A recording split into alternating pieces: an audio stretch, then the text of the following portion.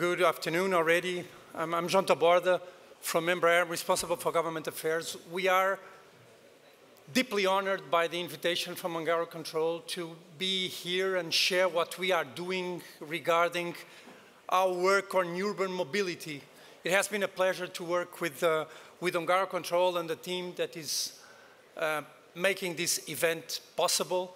And again, we believe in a good forum also for us to know more about what is going on in Hungary and to share with you again what we are doing and what is our strategy.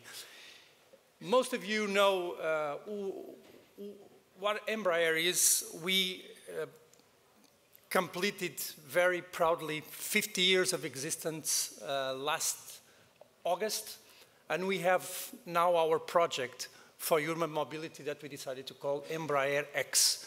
And we are developing a concept, we are developing a platform under some assumptions and under some premises I would be very honored to share with you in the next minutes. We, throughout these 50 years, we have a strong heritage in terms of knowledge, in terms of engineering. We all started at the company, and the background of the company was the Brazilian Institute of Aeronautics. We are based in São Paulo, São José dos Campos, outside the city of São Paulo, and we have been developing products for commercial aviation, for executive aviation, and products and solutions for defense and security. You are seeing some of the pictures and some of the numbers as well. More than 140 million people fly every year in airplanes designed, delivered, and sold by Embraer and proudly bought by our customers. And every 10 seconds, there's a plane taking off manufactured by us. So this is the heritage, this is the knowledge that we try to bring now into the new concepts in our journey, in our new concepts regarding urban mobility. And what we want to do in terms of urban mobility, there's two important words in this slide. The first one is disruptive. We want to find solutions, we want to find new ways of people get from and to places in a disruptive manner. And talking about disruption, it is very important, maybe, if you allow me to share that all this effort about urban mobility and air taxis flying, maybe in the future without pilots, between buildings, is a big push for new technologies. Not only about the device, and we're going to see that a whole ecosystem is being developed, and it has to be developed in the critical path for these solutions to happen and to deliver to passengers and to customers. But most of all, it's a big push for technologies. This is a very extreme demanding ecosystem, and we need the best technology, the best solutions to make all this work, not in a far too distant future. So, and we look at very simple and very old models about what people are looking after. We need, of course, in the end, there's somebody paying a ticket, there's somebody paying for a service, and we need to understand how everything comes together to provide that. So we look at the traditional Maslow Pyramid, and we've been looking at the reality in what we're doing. We've been listening to thousands of people, all types of stakeholders, and we see today there are needs below the basis of the pyramid. When we get to a coffee shop, we start looking at the walls, where is the Wi-Fi code? And then we say, gosh, I'm thirsty. So sometimes we think about getting connected before asking for the water when we get into a place where we are 30. And we have a basic and a physiological need when we get to places. So we see that. And also, we start to look at how at the very base of the pyramid, there's what we call the Internet of Mobility. If there's not internet, if there's not Wi-Fi, if I'm not properly connected, I'm not going. Still, there are places in the world where we need to be, and we want to be, maybe to rest from time to time, where we welcome the fact there's no Wi-Fi. But these places are less and less common and more expensive probably to get there. So we tend to look at how we remain connected when we move around. So we look at concepts, from most of you, these are not new, but again, we're not here to teach, we're here to share what we're doing. So the door-to-door complete solutions, the door-to-door concept, mobility as a service.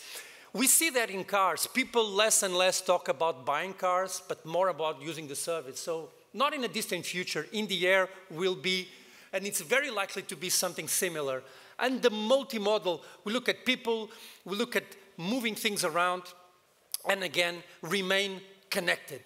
So moving, we talk about the concept of a pain point in moving from A to B in a congested city, in places where it's more and more difficult to move around. And this is among the type of things we want to address. And to do that, we need, again, to create an ecosystem. And there are different components in the ecosystem. We, as an aircraft manufacturer, we are used to focus our efforts in developing the flying device. What is the airplane we need to develop and to deliver to our customers? It's very difficult, as we all know, to do an airplane which flies in the end, and talking about innovation, that somebody wants to buy in the end. It's not about the beautiful engineering device, it's about somebody willing to pay in the end because there are needs being fulfilled. But in this new environment of urban mobility, and that's why we became engaged heavily in the Uber Elevate initiative, it's even more challenging because it's not only about the device, which is already complex enough, it's about other components of the ecosystem. And that's where we are developing work. First of all, you see like a Uber-like platform in a mobile device in the upper left corner. Yes, this is important. People need to know where will be the service, how long will it take, how much will it cost. So it's not going to work without something like that. It's very difficult to imagine that it will work without something like that.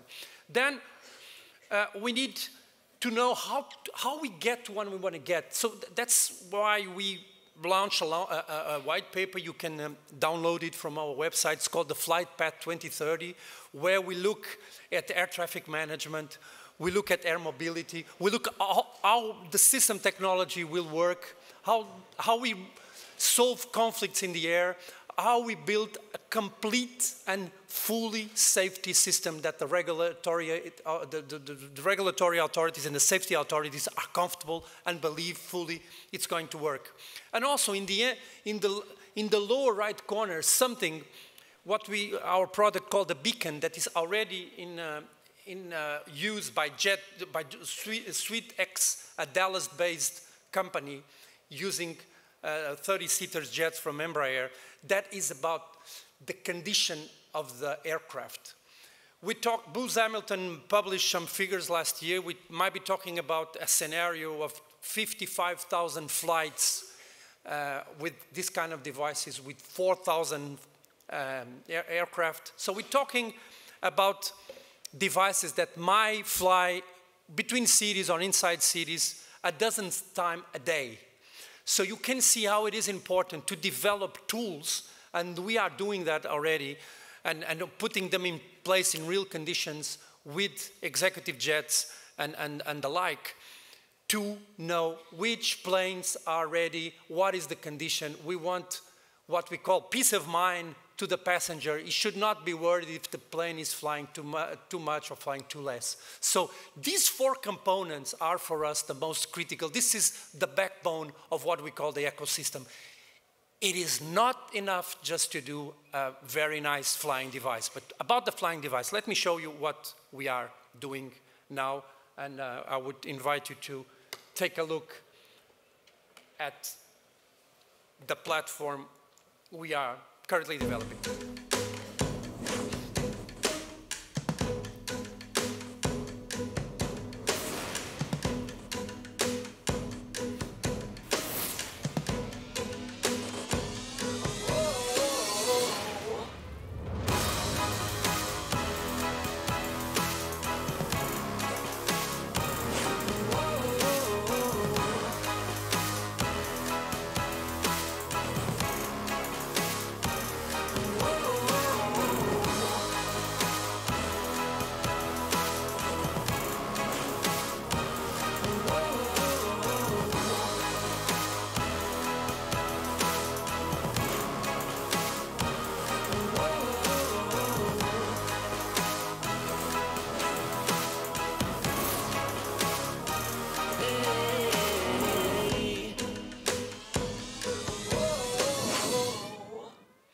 So what you see, what you just saw, is a result of several years of work. It is not just a concept. We believe it's my work like that. No, this is something important coming out of what the likely users will want. I mentioned likely users because if we look at the other platforms, we believe there are many people who don't have an idea that they will use these kind of solutions.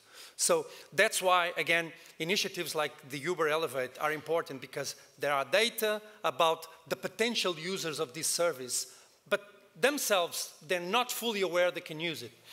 So, but we have been consulting potential users, suppliers, regulators, certification authorities, and this is where we are at the moment. So we are developing something that we want to have to remain simple and intuitive in terms of smart use of reliable technologies.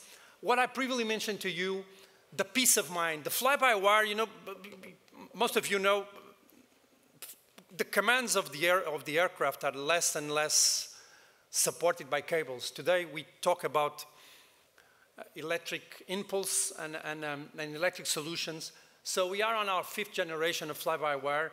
This is really about focusing on the mission of the flying, and in long-term, medium to long-term, have an autonomous flight. We are talking about 4 passengers and 1 pilot as a start, but the goal in our flight plan is to reach autonomous flight. So we need these technologies, again, very, very demanding. We need the best technology to do this. Community friendly, and that came very early with the requirement to be electric. Design for all, you saw in the video, a universal cabin where there's a broad range of needs that can be fulfilled in terms of the profile of the passengers. And again, the bridge to the future, again, talking about the autonomous operation supported by the right technology. So for that, we are developing an effort, and we continue to consult people. And this slide is basically an invitation for you to visit our website, the-EmbraerX.com, where you can even, we would be very grateful, you can even try to name the aircraft, because it doesn't have a name yet, and we are inviting people to bring forward names. But probably more important than that is the questions that we make to the potential users. How much are you willing to pay? How often are you planning to use it? These are data that we are gathering as much in advance as possible as we prepare this aircraft to fly. So again, it is not a concept. Unfortunately, it's too early to have it outside, but maybe in the future it will be ready, and it will be ready, not in the too distant future, to start some trials and to begin to fly. And hopefully 3 to 4 years later, ready to provide services to paying customers. But again, this is a huge effort of the whole community, of the whole ecosystem. We had this very rich panel about safety, about security, about regulation. This will take place within cities. We are looking at cities like Dallas, Los Angeles, Melbourne. To start, you need cities with a lot of people, or at least a high level of concentration. You need enough people that are willing to pay for the service. You need the infrastructure. We're going to need places to land the aircraft on top of buildings. But certainly, we need the right technology to demonstrate to regulators and to people and colleagues like the colleagues that were part of the previous panel, to show that what we are doing and the several players in this industry is reliable, and people can enjoy looking at the flying devices with, again, what we call peace of mind. The peace of mind for those who are flying, and also the peace of mind for the others who are watching flying these devices above them, which certainly will be a very important topic, and where the society will be Okay, so I will leave you with this picture above Rio de Janeiro. Of course, Budapest is a wonderful city. The difficult will be to decide what we will put from Budapest outside the window, but there are wonderful places like this one where we are today. And again, we would like to thank very much for the invitation. I hope this sharing of what we do was useful in what you're doing in your organizations. Again, it was an honor. Thank you so much again for the invitation.